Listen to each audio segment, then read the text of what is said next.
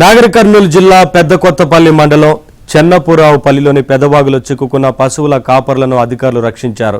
ముగ్గురు కాపర్లు పెదవాగు ప్రాంతానికి పశువులను తీసుకుని వెళ్లారు. ఎడతెరిపి లేకుండా కురుస్తున్న భారీ వర్షాలకు ఎగువన ఉన్న పెద్ద చెరువుకు అకస్మాత్తుగా వరద నీరు చేరింది. దీంతో వాగులో మధ్య పశువులతో పాటు కాపర్లు చిక్కుకుపోయారు. దాదాపు 38 గంటల పాటు ప్రాణాలు అరచేతిలో పెట్టుకుని కాపర్లు తలదాచుకున్నారు. విషయం తెలుసుకున్న గ్రామస్తులు అధికారులకు సమాచారం అందించారు. రంగంలోకి దిగిన అధికారులు, పోలీసులు దాదాపు 5 గంటల పాటు శ్రమించి కాపర్లను సురక్షితంగా బయటకు తీసుకొచ్చారు. కాపర్లు సురక్షితంగా బయటకు రావడంతో అధికారులకు గ్రామస్తులు కృతజ్ఞతలు తెలిపారు.